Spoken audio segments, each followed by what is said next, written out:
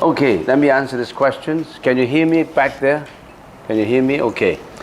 First question, please share your most valuable experience on your recent trip. Okay, yeah. I've been away for a month, approximately a month, close to a month. And we have a group of approximately about 40 people traveling from Hong Kong to Thailand. And we went over there every year. It's been 3 years in a row that we've been over there. And the purpose of our trip is to save buffaloes who are about to be slaughtered. So we buy these buffaloes from slaughterhouses and put them on a farm. And we set up a retirement community for these old buffaloes. And we've been doing that for 3 years. And this year we saved 21 buffaloes. Previous 2 years we saved 33 buffaloes. So we saved a total of 54 buffaloes. Now these buffaloes are from a milk farm, because usually they have dairy cows in Canada, in many parts of the world they have dairy farms. But the Thai believe that buffaloes produce milk with more protein. So buffalo milk is quite expensive. So that's the reason why there are a few buffalo farms in Thailand. Now, if I tell you our story of saving buffaloes, it requires a lot of time, because when we first went to Thailand to research on such a project, we planned to save dairy cows, not buffaloes. But then we found that to be impossible, because we don't know the farmers. Saving buffaloes is not the same as saving fish. Now, if you buy fish from a fish market, fresh fish, live fish, and then put them back to sea, they swim away in the ocean and they survive. They may or may not survive. Probably they will survive on their own. But if you save a buffalo, you use money to buy the buffalo from a slaughterhouse, where do you put them? At your backyard? I mean, you have to, you save them, but they're so big that you have to find a place for them. You can't just put them in your backyard. So we found a farm, we talked to the farmer, and the farmers promised to allow a few acres to set up a retirement community for these old buffaloes that are about to be slaughtered. And I talked to them, I convinced the farmer. I said, usually a buffalo, the life of a buffalo lasts for about 15 years at the most. And at the 13th or the 14th year, they can't produce any more milk. They produce very little milk. And I talked to the farmer, I said, these buffaloes produce milk for you every day since they arrived for many, many years. And you've been making money to sell their milk. And then when they get old, you can't milk them anymore, and you're going to kill them. I don't think it's fair. I said, it's not fair. It's not fair to kill them, because they've been working for you and giving you all the money. And I tried to, but she said that, well, it's our practice. Well, we don't use these buffaloes anymore. They don't produce any milk, and they don't have any value anymore. So we kill them. We slaughter them. We sold them to slaughterhouses, and we eat the meat. And I said, do you know how, when you sell these buffaloes to slaughterhouses, do you know how they kill them? Well, I don't care. I mean, I just sell them. I never watch how they were killed. They were slaughtered brutally in a lot of cases. Why don't you Google? There are some people, especially people who love animals, they stealthily take videos of how cows and chickens and turkeys and all these animals were killed. They were killed brutally. So I convinced actor. To make the whole story short, I convinced him. And she sold a retired old buffalo for 40,000 baht. Thai money, we call it BAHT baht, for 40,000 baht. And that's equivalent to about $1,500 approximately, Canadian. And I said, can you sell it to us for 30,000 baht? He said.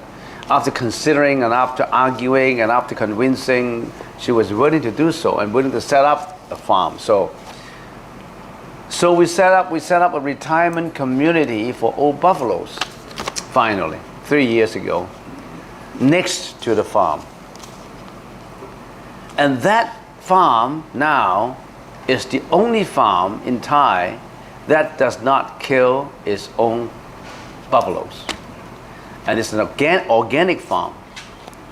And that's a long story. The owner of the farm was so weak and so unhealthy and didn't make much money. But since he started to save these animals, on our instructions, on our help, on our efforts, she was recovering. Her health was recovering, and she was a different person than before.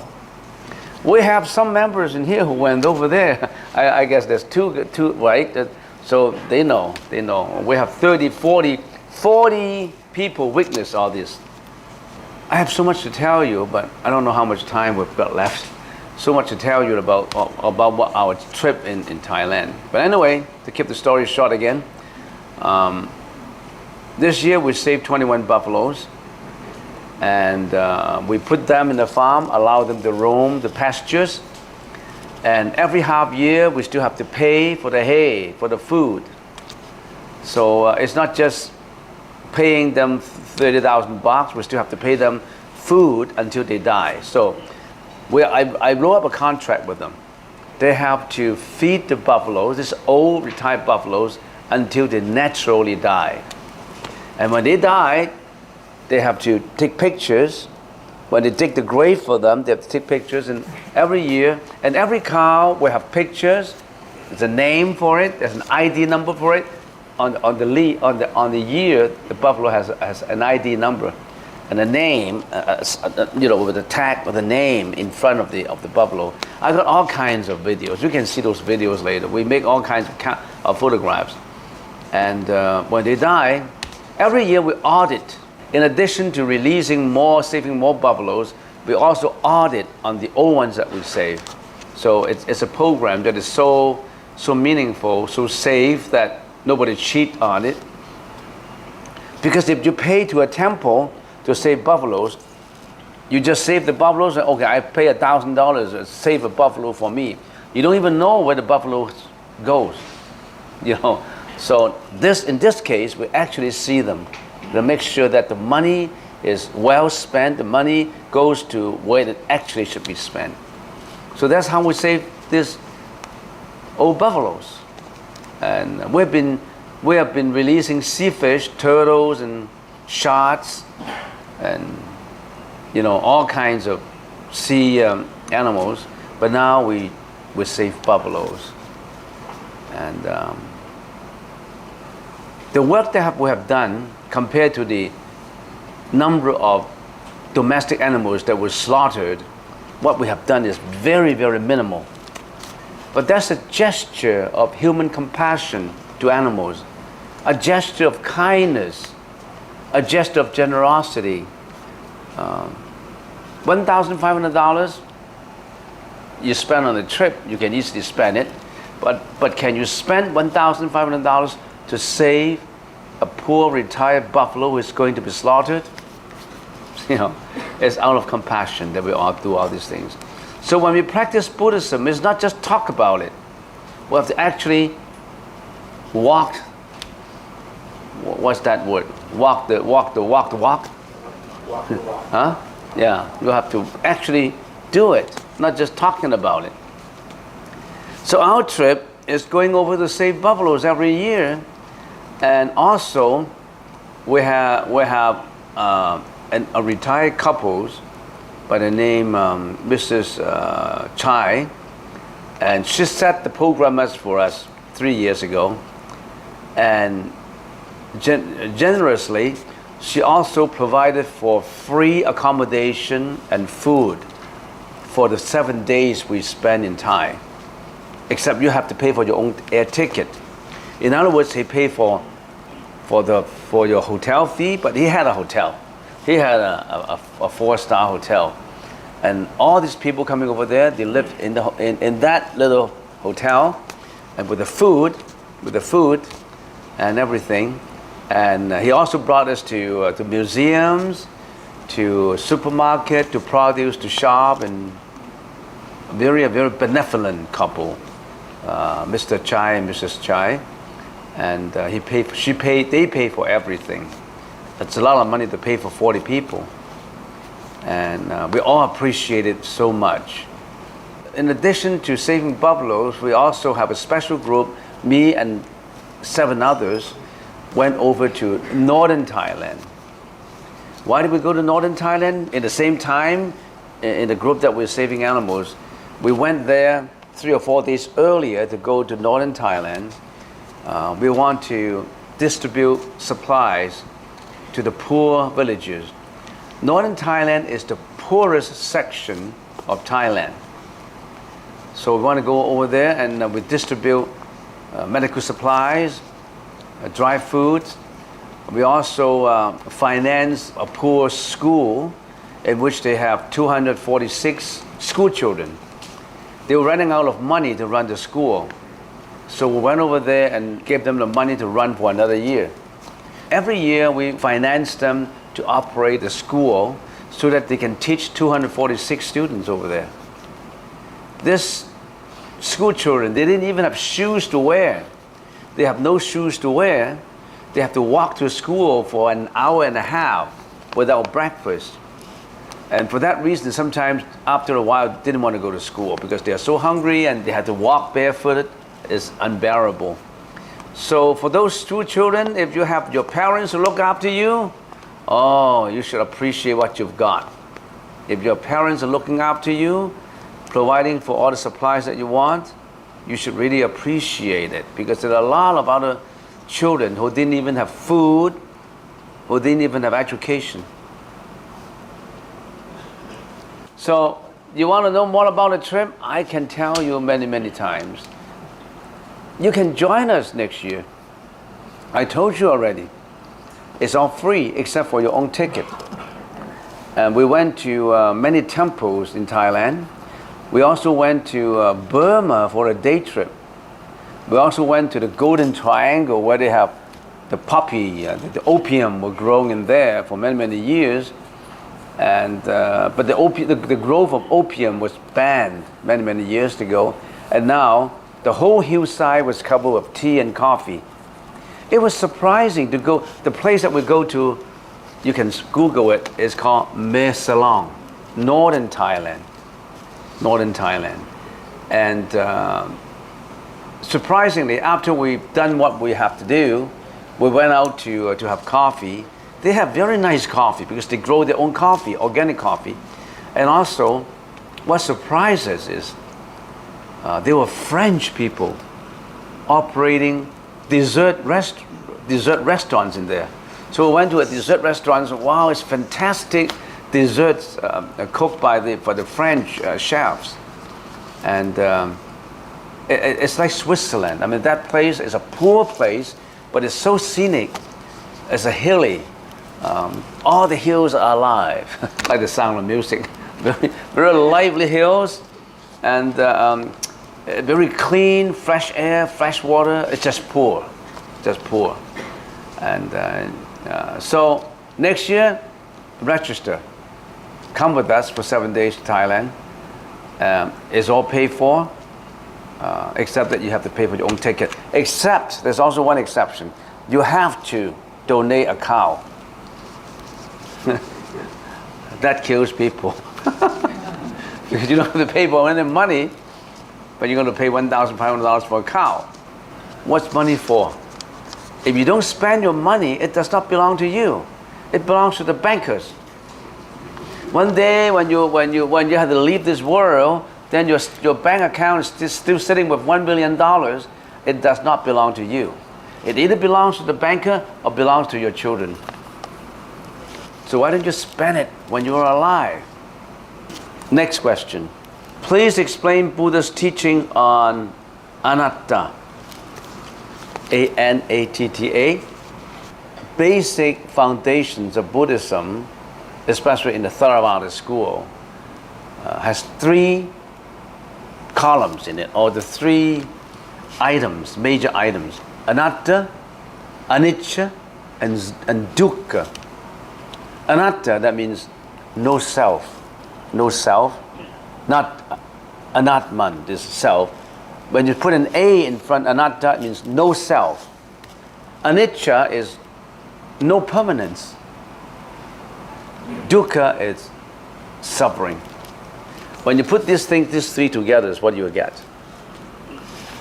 This world is impermanent. Anicca, A-N-I-C-C-A, anicca. This world is impermanent. Have you found anything that is permanent in this world? As I always ask the question, who does not have to die? Raise your hand. Anybody who does not have to die? We all have to die, right? But death to a lot of people is so remote. It seems to be so far away. I'm still young. I'm only 12. I'm only 21. I'm only 40. It's still far away.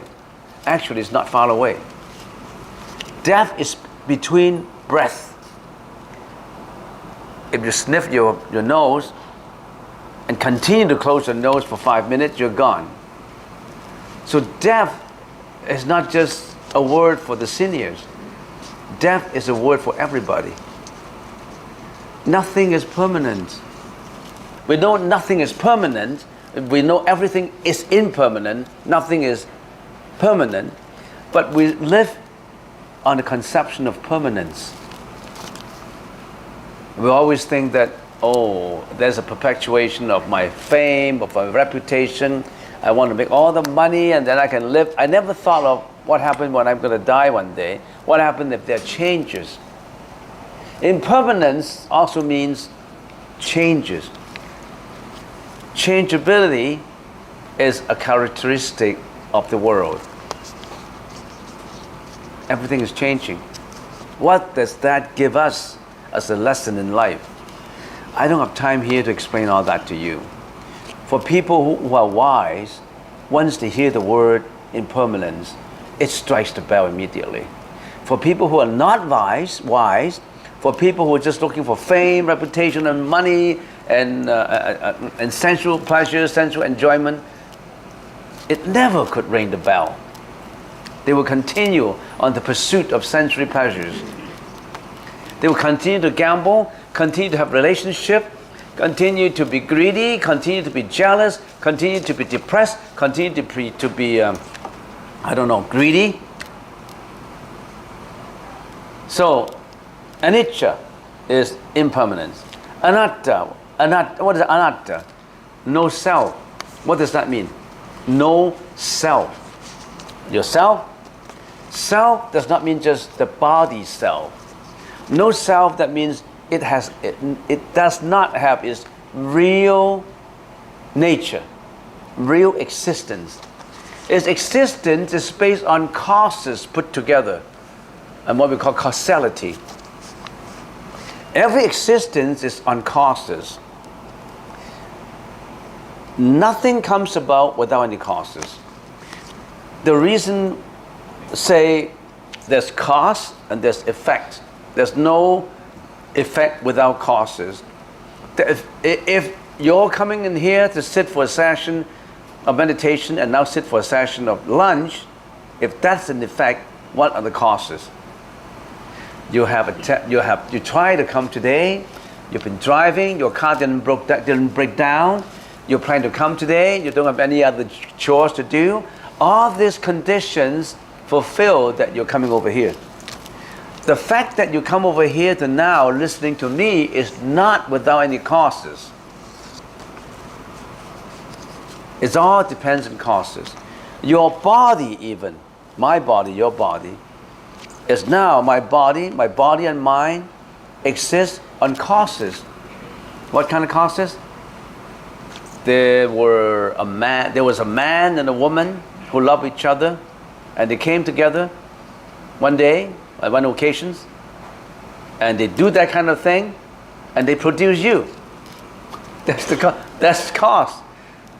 And why did that cause come about? Because you somehow in previous lives were related to them, and you come back again as their child. And then many conditions put together that you grow up, and then you didn't die, you were healthy, and then you pass through the babyhood, and then you pass through the teenage life, and you pass through adulthood, and now you're up to where you are. There are many, many conditions that mark your existence as it is now, not without any conditions. So you do not have a real existence. Your existence is an existence on what? On causation. You don't have a real self. Because of anatta and anicca, because nothing is permanent, because we don't have a real existence, we have sufferings. We have sufferings. What kind of sufferings we have? Oh, there's so many sufferings in life. This kind of sufferings, there's many, many sufferings. Aging is suffering, death is suffering, sickness is suffering, departure from beloved ones is suffering, unable to satisfy insatiable desire is suffering, so many suffering. Natural disasters, tsunami, wars, homicides, suicide, everything is suffering. It does not mean that we are very pessimistic. It's a fact of life. We want to be more positive in a negative world. That's what Buddhism is all about. But we have to understand the negative aspects of life before we become more positive. All right, next question. I can't go on answering questions like that, not in detail. So I already explained it. So that's the 3 foundations of Buddhism. Next question. I have a vegetable garden and it is full of life. However, each time that I water it and weed, I no doubt kill. If we should avoid eating meat because it involves taking life, isn't the diet just as destructive? Is there even a karmic 3 act? What you're saying is, even if you're vegetarian, sometimes you grow vegetables, you could kill the germs, you could kill the worms, but you try to render kindness. It does not mean that, oh, even air has bacteria in it. I don't want to kill this bacteria. I don't breathe. Water has bacteria in it. I don't want to kill bacteria. I don't drink. If you define life in that way, you don't even exist. You kill yourself. The first thing you do is to kill yourself, because the only way you can avoid this kind of very fine killing is to kill yourself. But when you kill yourself, it's killing too. There's bacteria in the water. So if you do some weeding, it does not really matter. You have no intention. Killing is an unintention. You do not intend to kill them, but you intend to kill the cow for the steak. You kill the pigs for the pork chops. You kill the chickens for the meat. But when you're doing weeding, you just want to grow your vegetables. You don't have intention to kill them. Intention is very important. When you talk to the judge, when you know how do the judge make decisions? On intentions. You don't intend to kill them. But in the process of trying to be kind, you could have stepped on a worm, to step on a caterpillar. Then you say, oh, I shouldn't walk. Maybe I should stay at home, because when I walk, I could accidentally step on a caterpillar, then I'm killing. When you don't walk, you become paralyzed. So intentions. Don't worry about it. As long as you don't have any intention to kill, you're okay. Next question. Can we talk a little about the medicine Buddha? Why is he blue skin? Medicine Buddha Paisajya Guru Vaiduraya Praparajaya Daragataya Arahate Samya Sampradaya. That's the name of this Medicine Buddha. That is a Medicine Buddha Sutra on the life of Medicine Buddha. And the reason why he's called Medicine Buddha, because in his words, in the language, in the words of the sutra, it obviously mentions that the reason why sentient beings suffer is because they are sick, body and mind, not just of the body. When our body and mind are sick, we need healing. And the Buddha medicine prescribed medicine on how to heal the body sickness and the mental sickness. And what is this medicine? It's all in the sutra. So that's why it's called the Medicine Buddha. Why is he blue skin? Because according to Tibetan Buddhism, healing it belongs to the color of blue color, blueless color. So when the Tanka, when the Tibetan Buddhism set up Tanka, the skin of the Buddha is always in blue skin. But if you look at a picture of Medicine Buddha of Mahayana Buddhism, of the Chinese Buddhism, it's purely just skin. It's like a white skin or yellow skin. It does not have any color. Don't get too hung up on the kind of color. It's cultural. Sometimes religion is marked by cultural traits in it. Don't get carried away by the cultural side of the religion. Get to the meaning of the religion. When it gets to China, it may not be blue. When it gets to Italy, it could be green. I mean, don't attach to color. It's not that important. But blue is a good color. Blue is a healing color. Certainly in the hospital, you won't paint your walls red, white or blue. Blue is a very mild healing color. Well, Google it into the meaning and significance of color. They do mean something. Colors do mean something. Is it okay to change our posture while meditating because of discomfort? Yes. You can change your legs. If you have right on top, then you can change it to have left on top. You can change your posture. Of course, you should. Why not? Could you explain to us about walking meditation, the purpose, how to do it, etc.? Well, we can do that in meditation session. Basically, walking meditation, other than exercising, doing some exercising, you're also training your mind that when you're in motion, your mind should also be concentrating on here and now, your motion here and your motion now.